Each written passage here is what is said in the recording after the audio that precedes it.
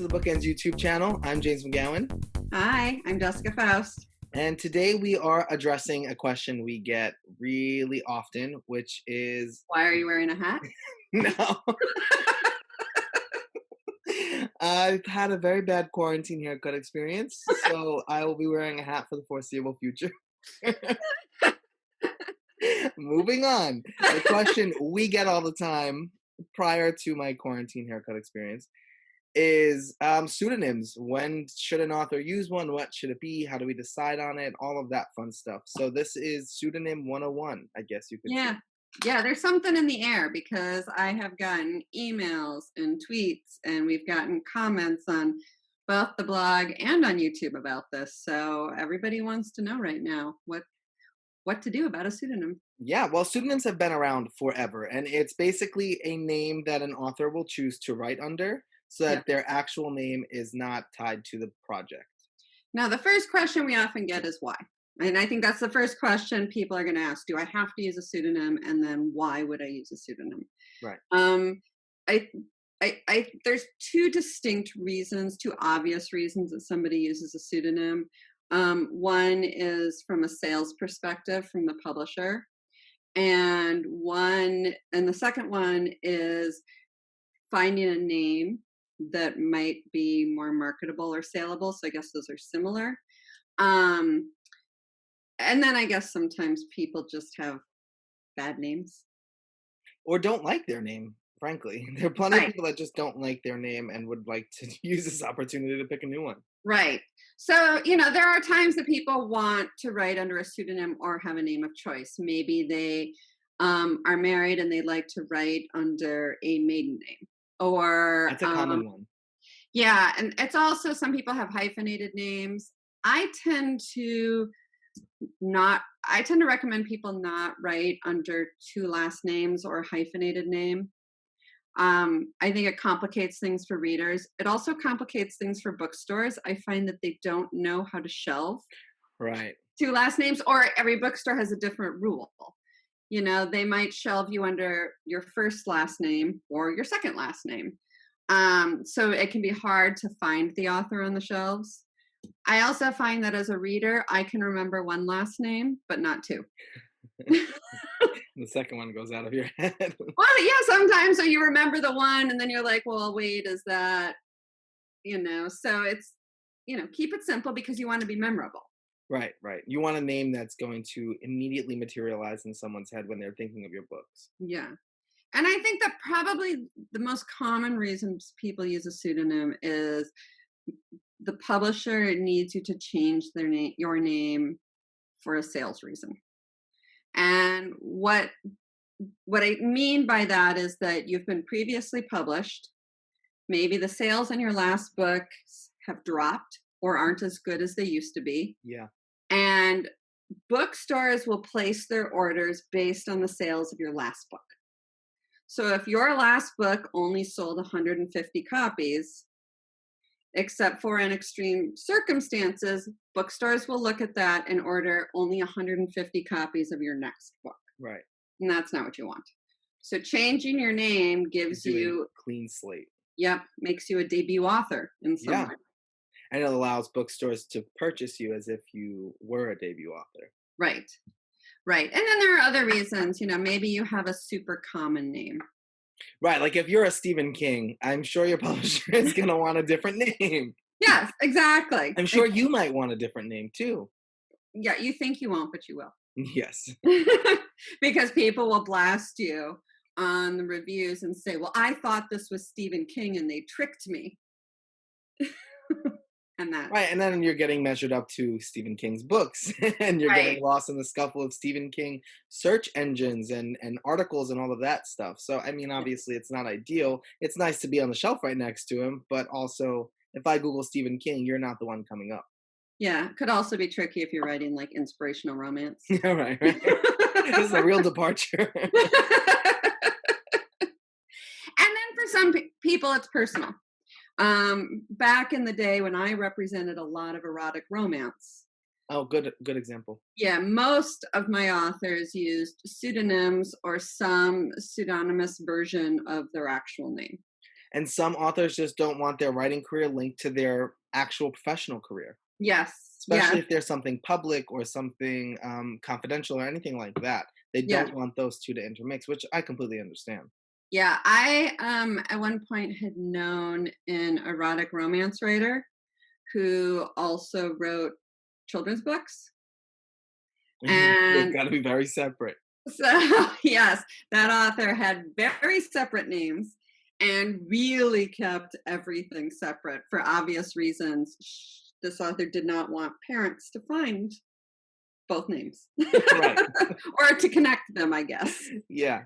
So there are a lot of various reasons like that. So whatever your reason, and at whatever stage in your career, if you feel you want a pseudonym, it's perfectly fine. There's nothing wrong with wanting a pseudonym or wanting to write under a pseudonym. So I guess the next question is, when do you make that decision, and when do you take those steps? I think it could be really any stage of the process depending on where you are in the process. So, I mean, if you're querying and you're just thinking, I don't really want to write under my original name, you can query with your pseudonym. If you're on your first deal and you're like, hey, I think I want to change this, you talk to your publisher and your agent about a pseudonym. What I would say, however, that unless you've built up any sort of internet presence under your pseudonym, I would make sure to include your real name in queries. Um, it is weird if I try to Google somebody, and I will try to Google an author, a And querying nothing author, comes up. and nothing comes up.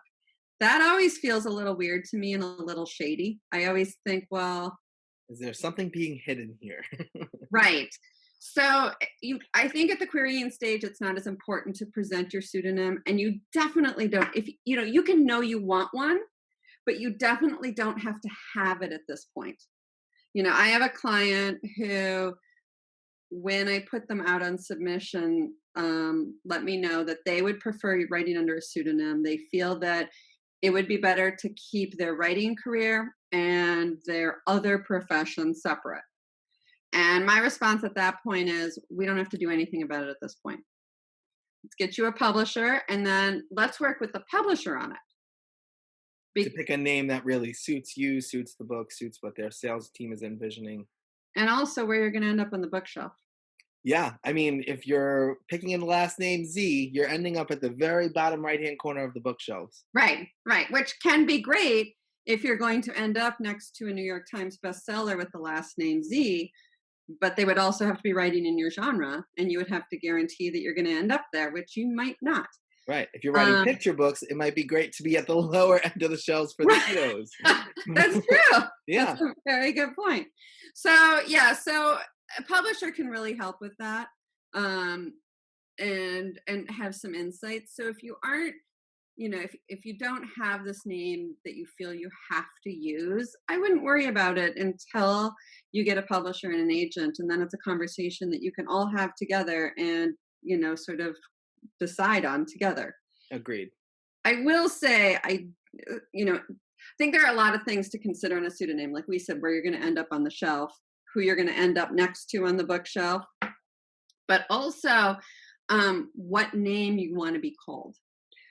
Yeah, at the very end of it all, I think it still has to be a name that you're comfortable with being identified as professionally, comfortable with seeing on the cover of your book, that you're proud of, really. I mean, it's still who you are, and I think you have to love it in order to use it.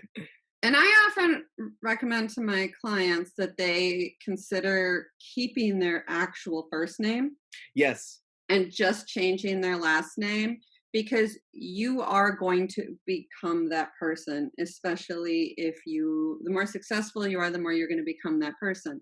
So nobody at book signings, at your publisher's office, there will be a few people, your agent and your editor might actually call you by your given name. Which is tricky for us all the time. So I'm like, what do I call them?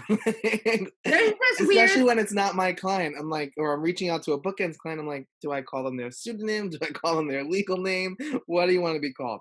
Well, I have certain clients that came to me with their pseudonym, so I only call them their pseudonym. So simple. But then I have other clients that I would never call them their pseudonym And because if I they know them first yeah, as and if their they have actual multiple name. pseudonyms, then I'm like, all right, going for the legal name here.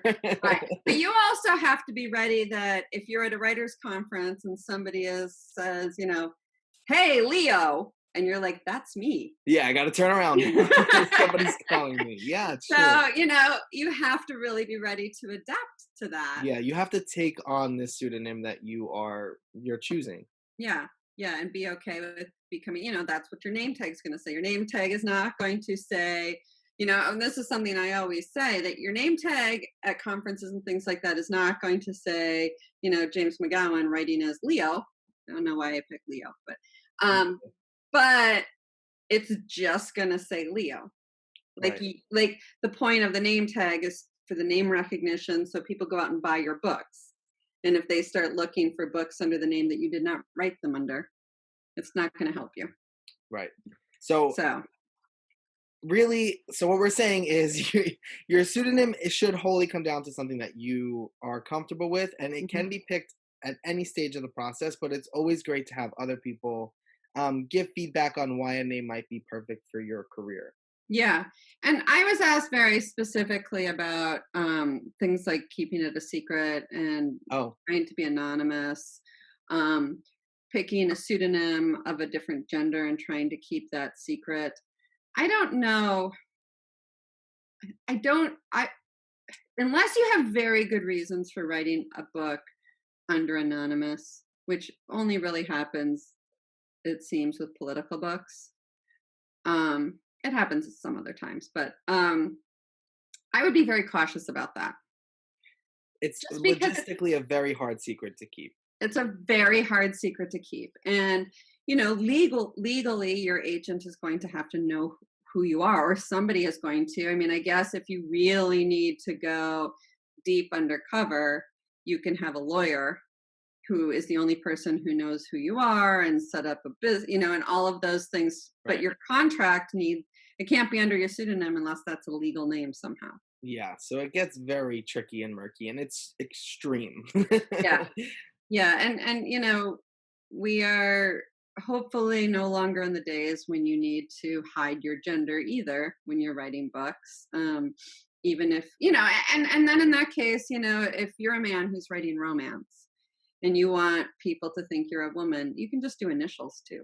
Yeah, that's common. I mean, there are quite a few people, especially in like the psychological thriller Hmm. series. Okay, psychological thriller genre, where they're writing with these ambiguous names because most of those books are written by women, and readers sort of gravitate towards that. And books of that genre written by men didn't perform as well, so they pick an ambiguous name, Yeah. and it got people to read their book. And who to involve: your agent, your editor, potentially marketing and sales, depending on what the publisher, how much of an opinion the publisher wants. And it's usually not that big of a deal. Yeah, Typically, in finding pseudonyms, we go to the publisher and say, what about this? And maybe a few times we've had but for the most part it's usually pretty easy to just pick the name you want.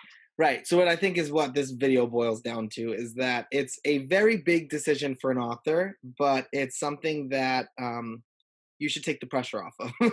Like Yeah. it's not going to ruin your career, ruin your life if you pick a pseudonym that you don't love. You just have to make sure that you're comfortable with it, Right. that you can commit to it, and that it's something everyone can be on board for in your team. Right. I think there's a part two to this, then, sort of the next steps. And I get this question a lot too, which is, if you have been publishing under one name and now you've taken on a pseudonym, for whatever reason, how do you market those names? Do you keep them separate? Can you blend them? How do you handle that? And Yeah. it's pretty simple. It's just, I would just roll it into the rest of your marketing. Right. I mean, tons of authors do this, and they do it all within one page. And Yeah, they have one website. They have their books, and yep. like they would normally do if they're writing series, they have this series and they have this series, and they could even have a books under other name. Right. Um, Victoria Schwab, V.E. Schwab, is probably one of the most famous examples of that. She has Victoria Schwab, I might be backwards here, for her Kidlit, and VE Schwab for her adult works. And she markets it all under the same Twitter page, the same website, all of that. It's just separating out those identities of writer. Like it's still the same Right. person, and everybody's aware of that, but separating out separating out the personalities that she's writing under. Yeah, and if you want to, depending on how you do it, you could actually, for a website, you could buy both domains Oh yeah, under and they both can link names, to the same but page. make it so they all point to the same page. So you don't have blah, blah, actually have to create two websites. You have one Right. website that two different domains point to.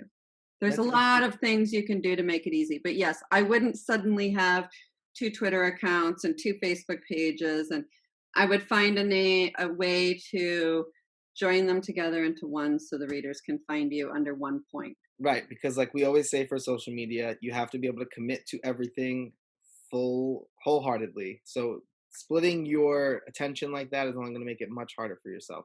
And also, if the newer books under the newer names suddenly take off, you want that to trickle down Yeah, to the old name. And we have actually had some authors who have repackaged those old books under that old name under the new name. We've yeah. just made it very clear previously published under the name of blah, blah, blah. But, they found a whole new readership of people who didn't know that that name was also this name. Yes. So unless there's super privacy concerns, remember that these are both you and you have to market them that way. They're Yeah. just two separate personalities, and you're able to let people know that that's the case up front. Yep. So good luck both in choosing your pseudonym and in committing and marketing down the line. We hope you enjoyed this video. Make sure to like and subscribe, which I've learned, by the way, I'm pointing to this side. It's this side.